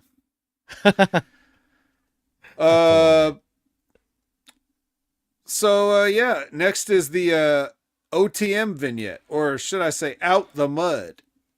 So they're in front of this a graffitied building with patio chairs. This was silly, Vet. I mean, silly. I didn't mind Out the Mud initially, but god damn it, just chuck them straight back in the mud, because at this point, I don't know, bro. I don't know what they're doing. They need to change the name. I get it. You know, they're straight out of the hood, so they're Out the Mud. I get it, right? But this ain't working, bro. It just ain't. And they've got potential too. That's the thing, man. But they have Jada Parker now. What's with the You know, name, her whole bro? life, Jimmy, people have been trying to put her in a box. Why? Because she's gangster, bro. She's hard. They want to put her in the box. Even when she was in kindergarten or whatever, they were like, you know, you can't be a gangster. You have to be a nice little girl. And look at Aaron Ben Shlomo saying, Jimmy, you are more pessimistic than Ray. Break a plate and cheer up. Come on, I don't hate it that much. But this is just stupid. I mean, out the mud, throw them straight back in. They're too green still. They're not ready. I mean, we're realistically, Vet, where are you going to put these guys right now in the landscape of NXT? There's so much going on, dude. I don't think they even know how to keep up. Put them in the landscape. I have them beat fucking the family for the tag team titles or whatever, and then just move them straight up to like SmackDown or whatever. Quit wasting their time here. Wait, are they still feuding with the fucking family? For real? I don't know. Who's the tag team champions? Isn't it them? Yeah, it is. Yeah. The okay, family. So just beat them for the belts. Quit screwing around, you know, and then be like, you know what? We're trying to get out the mud, not stay in the mud. And then they give the belts back and then go up to SmackDown or whatever. And then they beat Judgment Day. How about that? Did they really? Or they should? They should. Right. I don't know, man. Yeah, nobody gives a fuck about the Judgment Day's tag team championships. Get out the mud in there and shake things up. Shake things up. Well, Frank Pickles barrels ass. He's taking it way too literally. He's taking this way. It's a saying, Frank. It's a saying. You know how like your name's not really Frank, you know, and your ass isn't really a pickle barrel. You know that, right? It's out the mud is just an expression, buddy. Don't overthink it. Figure of speech, Frank. Come on, bro. Yeah. Jeez. Come on, pal. But anyway, so that's what you do with them. You just something. Do something. I don't know, man. I'll just throw him straight back in the mud, bro. All right. Jimmy doesn't like him. He doesn't like him out the mud. He likes him in the mud. Labra thinks, they should give Reggie a title run. Why not? Yeah. That's right. And Frank's laughing. Yeah. Anyway. Yeah, I don't know which title, but something. Do they have the 24/7 belt still? He's probably like a multi-time 24/7 champion. Right? Actually, I think he was, dude. He probably won it like 56 times, right? At least, for sure. Okay. So Metaphor makes their entrance, but that even gets interrupted by Dijak and Gacy because they cut to outside where they're up on this like. What was that they were up on? Some sort of a trailer or something? It looked like a giant dumpster. That's what it looked like. It could have been. I mean, yeah. No, it was a trailer. I'm pretty sure it was from what I saw. Yeah. But, so anyway, they're up there. And they're fighting up there while the referees are on the ground waving their hands like, no, stop, no, for like 3 minutes until they finally do the thing where, he's going to throw him off and he takes the bump into some stuff that you can't see. Yeah. I mean, at this point, is there any point of having refs out there saying, no, for 3 minutes? I mean, when, they're not going to stop anyway. I mean, come on. Jesus. No. Come on, refs. That's what they do. They say no. They say no and come on and back off and and let's go and stop it. No again. Get back in the ring. Yeah. I don't know, man. What are you doing? They ask what you're doing a lot. When they're watching, they're seeing it clearly, but they're still asking, what are they doing? Hey, what are you doing? Come on. Yeah. Get down here now. Yeah. So, all right. Well, they did. Gacy did anyway. He got thrown off and a Mick Foley bump. This was not. It was definitely not. All right. So, but who cares about that? We're done with that. Corbin and Braun have a team meeting about a few things. They covered a few topics. They talk about the Rumble. Braun was in the Rumble. Nice little showing there. They talk about Dusty, the Dusty Classic. They're in the they're trying to they're trying to win that, and also the Wolf Dog's name. Yeah. That is the cheesiest name I've ever seen in my life. Sorry, wrong comment right there. Wolf Dogs Unite, according to Retro Rocket Review. Dude, why is Corbin acting like a complete idiot? And like a mark-tard, if anything? I mean, why is he so excited to be with Bron Breakker? I mean, what's the haps here? He's not. I guess you would have had to have been watching this whole story from the beginning, where they were unlikely. I watched bits and pieces. Yeah, they're like enemy. They start out as enemies. I saw that match, definitely. Then they decided to team up, and then they decided that they needed a team name, and then they decided that they're friends. Crab Cat sound better? Crab Cats definitely sound better. I don't know if it makes sense for them, but yeah. They probably are the Crab Cats if you feel my drift, Vet. Yeah. All right. Well, anyway, after this, they replay the Joe Gacy dive. Okay. Why? And I was thinking, well, it's a good thing we got our comedy skit in before we showed this again, right? I don't understand why. What's the point? They've already like buried him for like the last 4 segments. I mean, seriously. I mean, come on. Why couldn't you just take this Wolf Dogs thing, put that like anywhere else in the show up ahead of this, right? And then you do this angle right before commercial where you throw a guy off a building, right? Then you come back from commercial and you're like, ladies and gentlemen, moments ago, like we could have a little more seriousness tone to it. Like, hey, this guy could be seriously hurt. He just threw, Dijak just threw this guy off a building.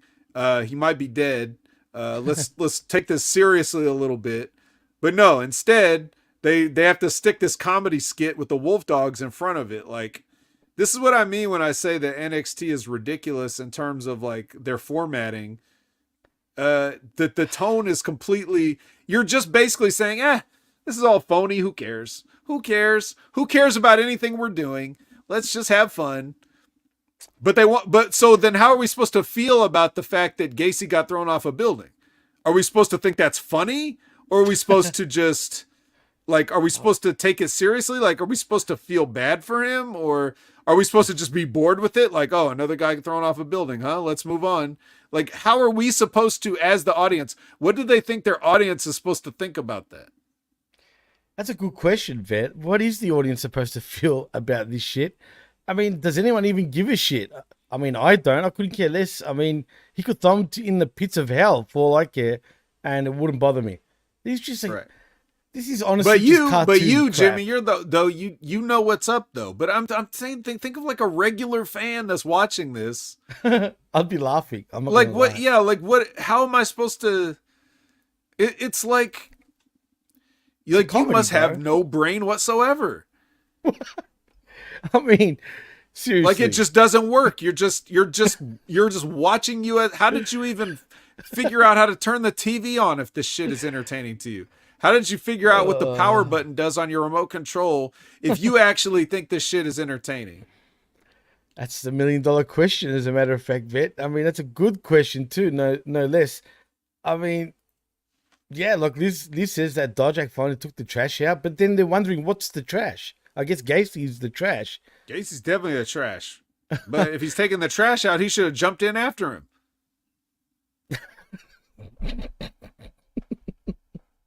I can't top that. I agree, 100%. He should have just jumped straight in after he threw Gacy into the trash, and he just went straight in there too. And it's the end of it. Yep, that's it. That's the end of our show. Good night. Not yet, not exactly. All right, yeah, not yet. Okay, so Von Wagner gets the jobber entrance. He's got Robert Stone's kids are in attendance. They're here to watch their hero, who they helped train for this match. I'm sure you missed that one too, Jimmy. Thank God. So it's Noam Dar versus Von Wagner for the Heritage Cup. All right. I know how much you like Heritage Cup matches, so I'll try to make this as comprehensive and meticulous as possible. So in the first round, the guys fought to a time limit.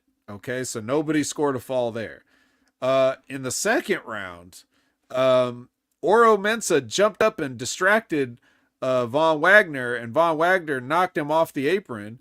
And then Nova Roller from Noam Dar was able to beat Von Wagner for a 3 count. So we get a fall in round 2. Then in round 3, okay, Fallon and Ren come out toward the end because Lash and Jakara, they're getting their payback from earlier, right? So now they take them out and neutralize them, but the time runs out and we don't get another fall. And then in round 4, Noam Dar hits a jackknife pin for a 1-2-3 on Von Wagner, but that's okay because Von Wagner is going to get Oro Mensah and put him through a table. Cool. What the? You didn't love every second of this? You know how I feel about Noam Dar, first of all. Yeah, he's your favorite That's wrestler. one. You got your 2K23 career, and you can't wait to get your 2K24 Noam Dar set up. Oh God, no! Hell no! With his new metaphor entrance, it's gonna be so hot. Come on, dude. Is this one big rib? This group? You got Chikara, you've got Metaphor. I mean, it is surely one big rib, obviously. Awesome. And what are they doing with Lash Legend? I just want to point out, after making her seem so out there. I guess it's put yourself out, right? PYO. That's right. But they're putting her out, all right. But yeah, I can't stand this. And what's his name? Von Wagner. After that feud with Bron Breakker, I mean, Jesus Christ. Seriously. Is this what you're gonna do to the guy? I mean, it was nothing after coming back from a mushed brain. He's a comedy character. Well, geez, you might as well bring back his daddy and form a tag team again and call him what was his dad's tag team again? The Beverly with Brothers? The Beverly Brothers. Bring back the Beverly Brothers, except you got one goofy looking one, which he looks like. Look, I don't want to say a derogatory term, but does he not look like a weird version of his daddy? I mean, it would make sense for a son to look like his father, I guess. Yeah. No thanks. Well, don't worry. This isn't the end of the comedy. Don't worry. Because it turns out that as they're having a discussion next to that whatever Joe Gacy fell into, Ava and Dijak, she's talking about, how am I not going to suspend you? And he's like, I want a no DQ match. And she's like, are you serious? And then Joe Gacy pops up and he's like, hey, that sounds like fun. So whatever you thought you did with the angle, obviously that's the answer to the question. It was all meant to be played for laughs. Ha ha, you threw a guy off a building and he's fine. Dude, didn't he get thrown in the trash? I guess it was trash. So we're just gonna pretend that never happened now? Is that what's up? We're gonna pretend that it happened and that he's totally fine with it. I see. Okay. That was all pointless then. Everything. It was all pointless. Well, the point is we Literally. get a no DQ match at Vengeance Day. Save me the crap. Yeah, you don't seem too I mean, excited, Jimmy. I couldn't care less. Something about tells this me you're match. probably not going to be watching Vengeance Day. I'll watch Vengeance Day, but I'm. Oh, you will? Why would you do actually, that? yeah. Why would you do that to yourself? Why don't you just because not? I have actually been keeping up with the PLEs and have been reviewing them. So yeah, I will actually catch that. Hopefully it's half decent. Might I give you a small piece of professional advice? Don't do it. Don't. Don't watch it. Hey, and Ben Shlomo, he says lazy booking. Hey, it's not as lazy as AEW at this point. Let's be real. At least there's some sort of storyline, right? Yeah. All right. Well, anyway, speaking of storylines, Trick and Dragunov make their walk and then go to break, and then they go to the ring, and then they talk it out. Then the Wolf Dogs attack, after they settled everything like gentlemen and shook hands. And then Carmelo Hayes came out and he helped get rid of the Wolf Dogs. And then you just were left with these three guys awkwardly doing a stare down of some sort. So Trick's double booked for Vengeance Day, okay? He's got the Dusty Finals and a championship match later. So they're giving him the full MJF treatment. This is just another example of WWE stealing a storyline from AEW and acting like they didn't. Bro, are they overbooking Trick at this point? Overexposing him? They got to be careful, man. I get it. His theme is what's over. Let's be real. I mean, don't get me wrong. What? Trick is great, but it's his friggin' theme that's getting him over. You're saying this man's just a theme song and nothing else? I hate to say it. Look, he's got something, but he's still very green in the ring. Let's be honest, man. He's pretty sloppy still, man. I mean, seriously. Am I wrong? Am I wrong in saying that? I'm going to get heat for saying this. I don't think. But he's, at the moment, he's nothing but a theme song. There, I said it. Well, there you have it. Expert analysis from Jimmy T. Nothing but a theme song. That's going to be a Wrestling Inc. headline. Oh, man. I'm sorry, man. Hey, HMG I'm a fan. podcaster says. Nothing but a theme Trick, song. nothing but a theme song. Featuring Trick Fightful Williams. Select reports. Oh, well, come on. Tell me otherwise, man. That's what got him really over. Well, I mean, the people started responding to him a little bit before he had that theme song. The theme song definitely helps. But that's true. But the song just took him to another level. And then Booker T just saying, "Oh yeah, I love it." You know what I mean? Yeah, man. I mean, come on. You put him over, dude. I mean, shit. Well, I mean, Come on, cold-blooded. You know that I'm not telling lies. What else? What else though? Really? Like, there's no. If you got a prospect and you see something in the prospect, I mean, the only way that you're going to get anything out of him is put him to the test. So Right. You put him in there with a guy. There are guys that have more experience than others. Dragunov kind of being one of them. So if you Come on.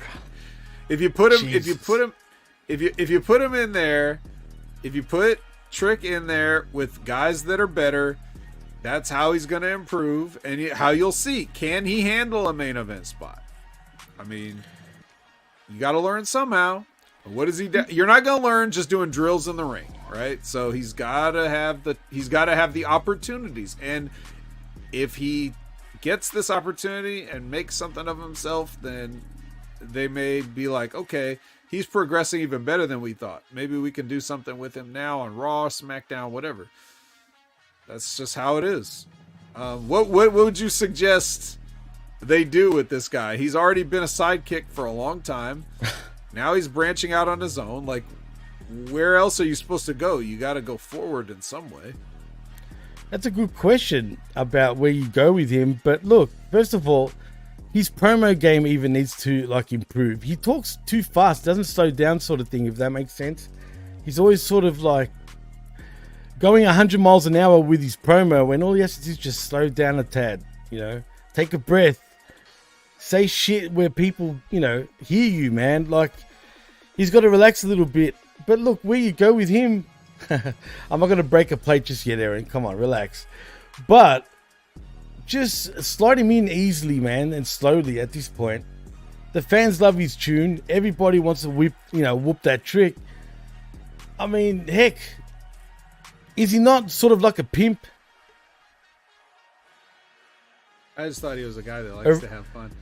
Originally, he was kind of like a pimp, man. Yeah, hey, I like that, what Todd Brantley said, man. Make him a manager for Omos. I mean, I like MVP in that role, though, too. Yeah, almost already has a manager. That's the thing. That MVP's better. But, I don't know, And dude. he was just Do you kidding. put it... Wow, jeez. You sure were. But, I mean, I don't know what you do with him at this point, dude. I mean, they Hey, I got an obviously... idea. I know what you could do with Trick Williams. What can you do? Give him with a Trick? match for the NXT Championship. Oh, look, they did it. Okay, Way well, to they did listen do to that. me, guys. I don't. But is he Look, going to win it, though? Yeah, sure. Whatever. Here's the deal. What else are we gonna do? You've already had Braun at the top for however many times. We get it. You've had Baron Corbin. Like, what the hell is he even doing down there? He doesn't need He's to a be down there. martard He's just now, down bro. there for whatever reason because nobody has anything else. They probably told him, "Hey, you're helping out the young guys." In reality, they're like, "Good, we don't have to do anything with this guy anymore." You've got who else? Melo's already been. They've already run the trilogy with, or however many matches with Dragunov already. So there's that. Who else is a main event guy? Who else is going to face Dragunov at this point? They already did the Dijak thing. They even did the Dijak thing. Honestly, dude, you know what I'll do? Obafemi, man. Let him just win every championship on that friggin' roster. What if that's next? What if cool. Dragunov beats Trick and then Obafemi's next? But you still got to have the match because Obafemi's already got a match for Vengeance Day, so you're not going to give him the title match now. Not now, obviously, but I even like the idea of Andre Chase possibly eventually getting the championship. Wouldn't that be a good sort of end to that story? Look, I don't think anybody can dispute that I've been an Andre Chase supporter since day one and continue to be till day now, but hell no. What about our truth? No. Where he jumps in, he wins the championship, and he goes, "My bad, wrong show." That'd be funny. Yeah, you could do that. I mean, come on, the hot tag, wasn't that great? Yeah, I don't have a problem with Trick in the spot, so neither do I. And when I say he's just a theme song, I've always been a fan of his. But I won't lie, when I heard his theme song, you know what I mean? I was bopping too after that. You know who else was just a theme song, Jimmy? I know what you're gonna say. No, I was gonna say that. Oh well, you know, who's just a theme song then, Vet? The Ultimate Warrior. Well, yeah, you could say that, but at least he looked the part, dude. Trick doesn't look the part? He does. Okay. But he's still a little bit of a baby face. So, was he better than the Ultimate Warrior was? Well, if you put it like that. Is he good enough to be NXT champion compared to the Warrior who was the WWF champion? Yeah, but come on. Remember when you were young? I'm just saying, what does it matter if it's just NXT? I know, that's true. I know, I'm overthinking it, man. You're right. Yeah. This is where the a la carte should be coming in. And he's probably still not going to win anyway, so, you know, good. He gets a good match. Let's get a nice, good match from Trick and Dragunov to close out their trilogy. It's all about trilogies. It's all about trilogies. And I mean, Labrat thinks, shake the ropes. Why not? That's right. Hell yeah. That's right. Well, I think we've shaken everything we can out of this tree. Now, normally, at this point, Big Ray would probably run down the Vengeance Day card and try to make me pick a winner. I was gonna say that. Thankfully, I don't ever care about any of that bullshit. It's such Mark shit, and I don't like doing it. But I just do it because he'll cry if I don't. So, and then he'll text me afterwards. But the text version of crying. So I just do it to get it over with. But since he's not here, we don't have to pick the winners or do any of that stuff. We can just wrap it up. So, well, before we do wrap it up, I did put in the description about us talking about Vengeance. Oh. But if you think we shouldn't, this is your show, bro. I'm just taking over for Big Ray for the time being. Well, if you already promised the people, then I mean, why don't you pick the winners? Oh, come on, man. Come on now, bro. I mean, should I bring up the card? Ugh. Let's just give the people what they want. We'll give it predictions. Why not? I mean, come on. All right. Well, while you're pulling that up, Todd Brantley, who's the HMG Pick'em Challenge face slap champion. He is? Says, is the Punk injury a work or a shoot? Probably a shoot. But what did he say? What did he ask? That if the tricep injury was a work. Oh, that's a shoot, man. 100%. Come on. It might be. It is questionable though. That? You have a torn tricep and you're gonna take swings at Drew McIntyre with it. I wouldn't have done that. I haven't watched Raw yet, so. Oh, you haven't? No, I haven't. So I don't know. I mean, is that what happened? Really? Spoiler alert. It doesn't matter. I mean, seriously. CM Punk attacked Drew McIntyre with the wing. Okay, I don't know. I still think it's a shoot, man. I mean, why would they do that? Honestly, just to make people think and question. Maybe I'm not. I don't. For the record, I don't believe it's a work necessarily. I don't believe that, but I mean, you can't really take anything off the table these days. I guess you can't, but I got to see more evidence for that to be a work. But for now, look, I haven't watched Raw, so. Well, and what I do you was know planning about to. his what do you know about his injury anyway? Like, you say you need to see evidence. What evidence is there that's real? 'Cause he Okay, put some all tape right. on it Well, to be fair, actually, and then Vet, I swung at didn't- Drew McIntyre. Bro, I'm just telling you, if my tricep is torn, I ain't punching nobody. Okay? True, fair point. But I just do want to point out, and to be fair, when watching the Rumble, I didn't actually notice him getting hurt for Me real, neither. which is interesting because neither. maybe. Okay, if that's the It's case, a they're doing work. this. If it's a work, Maybe he makes a miracle comeback just in time. Well, look, first of all, they announced that CM Punk was going to be on Elimination Chamber, and that was a big deal for all the fans down my way. And then they also announced that he won't be on Elimination Pulled. Chamber, that they've pulled him. So that's kind of sucks for them to do that. And can we put it past them where they pulled him out of Elimination Chamber for the sake of he didn't want to travel down here? Possibly. I can't put anything past anybody. Wow. Don't get me thinking, because if that's the case, that's kind of shitty, man. I'm not going to lie, but I don't know. You got me thinking, dude. You got me thinking. I need to watch Raw. I mean, look, he has to prove that he's as tough as Cody, Vet.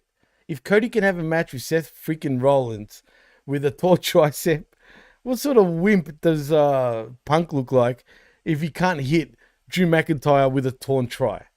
Let's be real. I mean, Well, he did have a whole other hand he could have punched him with. that's true too.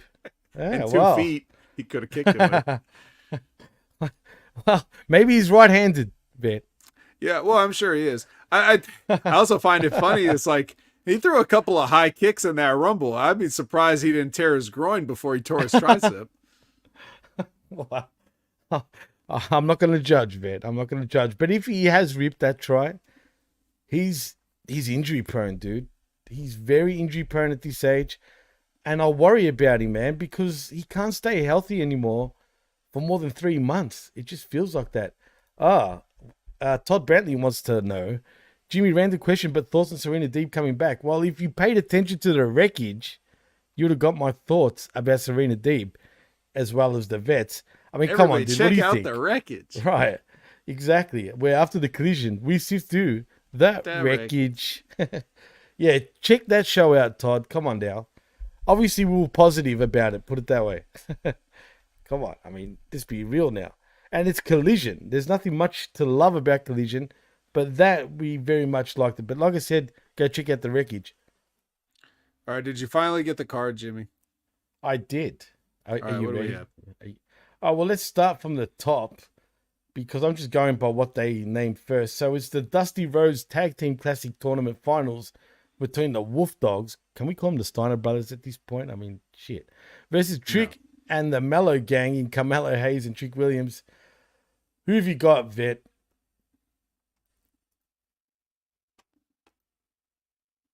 Wolf Dogs. Oh, that's a tough one, bro. Yeah, no, it's got to be Wolf Dogs. Has to be. Only because of the friction between Mello and Trick. So, yeah, no, Right. I guess I'll go with that for sure. Definitely. So, yeah, we both go Wolf Dogs. But after that, we've got the singles match for the NXT Championship. It is Ilya Dragunov, your champion, versus Trick Williams once again. Trick can't win 2 matches, or does he? I mean, not 2 matches, but does he win the championship and then lose the main event? It's possible, but I think Dragunov's going to win. I think they're going to tell think some you're sort right. of a story. I think they're going to have Mello cost Trick in the end. That Whether I it's on agree with. purpose or by accident. Has to be, bro. I mean, yeah, surely. And then we get a...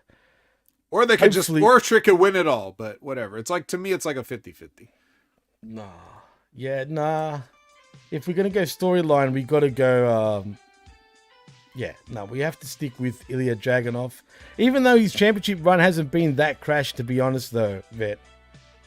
Well, we already talked about how he's running out of people to work. That's true. That's true. It's time to push him up onto the main roster. But anyway, next, it's a singles match for the NXT Women's Championship. Lyra Valkyria is your champion versus Roxanne Perez. I'm going to go with Roxanne Perez, Vet. I think Lyra retains it. You think so? Well, again, I don't find her run that crash at the moment, man, but maybe it's just me. But next, we do have another singles match for the NXT North American Championship. It is Obafemi, your champion, versus Dragon Lee. And if Obafemi does not eat Dragon Lee alive, seriously, fuck NXT. I mean, I wouldn't take it back off him this soon. They really got something. Hell no. There. Absolutely. I mean, they can't do him wrong, surely, Vet, right? Unless they do. Well, I'm telling you, dude, if they do that, they're idiots. So in saying that, I think we both go for Obafemi. Hopefully he does win, but we'll see. You can never know. Next, we have your 6-person mixed tag team match. It is the D'Angelo family in Tony D'Angelo and Stax Lorenzo, and of course Adriana Rizzo versus OTM in Bronco Nima and what's his name? Lucien Price and Jada Parker with scripts, you know, out the mud. I think the D'Angelo family win this, but I'm not confident. Yeah, 100% out the mud win. This is the most sure I'm of any match. You think so? Yeah. All right. Because it's the only way they're going to see. If the family is the tag team champions, right? This is a way you get a win over them without them losing the belts. Wait, it's not for the championship? It's a mixed six. Oh, yes, How the hell you're right. Yeah, no, you're right. Then I'll take it back. I'm going for out the mud. I thought it was a championship match for some dumbass reason. But you're right. It is out the mud. They have to win this now. Even if it was a championship match, still out the mud. It's time to get out the mud and win some gold. Not just the gold in your grills, but gold on your waist now. Oh, come on, bro. I don't know about that. But nevertheless, that leaves us to our next matchup, though, Vet. It is a no disqualification match between two dorks in Dijak and Joe Gacy. Well, the answer is who cares, Dijak. But I'm pretty sure it should be Dijak. Yeah, it should be, but you can never put him past Gacy. But anyway, whatever. And I think that's the wrap, actually, Vet. That's it. Ugh. That's all your matches, bro. That's the main card, man. Unless there's other matches that are going to be, announced, that is the card. That's a pretty short card, man. What's this event going to go for? 2 hours, tops? Probably going to be almost 3. You look so happy. Well, he's saying that, Vet. You know what? Let's take it home, bro. We've done a solid 2 hours. Tell them where they can find you, my friend. Add Opinion Haver on all your favorite social media platforms or any platforms where somebody has a username.